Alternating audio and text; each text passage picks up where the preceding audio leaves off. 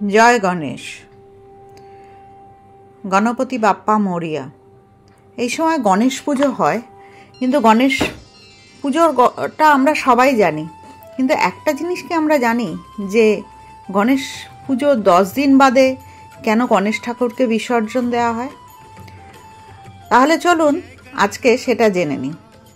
ভাদ্র মাসের শুক্লপক্ষের চতুর্থী তিথিতে গণেশ পুজো হয় এবং তা 10 দিন পর্যন্ত চলে। 10 দিন পর অনন্ত চতুর্দশী তিথিতে গণেশ বিসর্জন হয়। এদিন বিষ্ণুর অনন্ত রূপের পুজো করা হয়, আবার এদিনই গণেশ বিসর্জন হয়। কিন্তু কেন অনন্ত চতুর্দশীর দিনটি এত গুরুত্বপূর্ণ, আর কেনই বা এদিনই গণেশ বিসর্জন করা হয় জেনে নেওয়া যাক। অনন্ত চতুর্দশীর বিশেষ গুরুত্ব রয়েছে। মনে করা হয় এদিন 14 লোকের নির্মাণ করেন শ্রীহরি বিষ্ণু। এই 14 লোক হল তল, অতল, বিতল, সুতল, সলাতল, রসাতল, পাতাল, ভূ, ভব, সোয়া, জন, তপ, সত্য, মহা। এই সমস্ত লোকের রক্ষা করার জন্য অনন্ত রূপ ধারণ করেন বিষ্ণু। এমন হওয়ায় অনন্ত রূপে দেখা দেন বিষ্ণু। শাস্ত্র মতে নিয়ম মেনে এই ব্রত পালন করলে ব্যক্তি সমস্ত কষ্টের নিবারণ হয়। এদিন যে জাতক বা জাতিকা উপবাস করেন তাদের বিষ্ণু সহস্রনাম মন্ত্র জপ করা উচিত।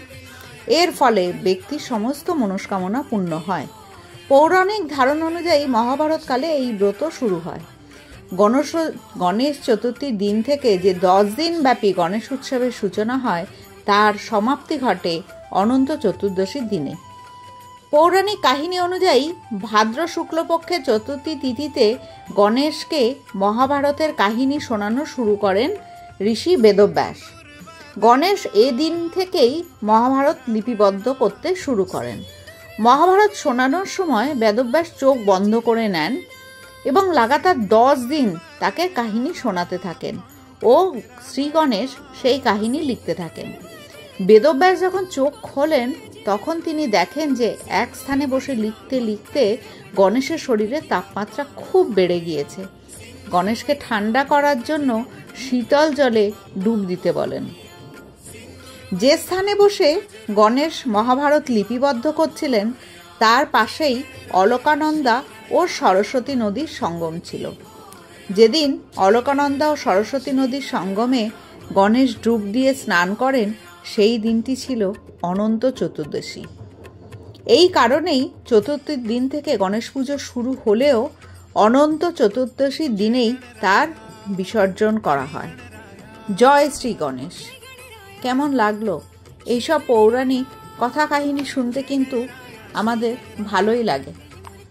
সত্য অসত্যের মধ্যে যাচ্ছি না, ভগবানের ভক্তি রেখে এইগুলো শুনতে তো খারাপ লাগে না। যাক, সকলে ভালো থাকবেন। কেমন লাগলো আমাকে নিশ্চয়ই জানাবেন। জয় গণেশ। ওম গণ গণপতয়ে নমঃ।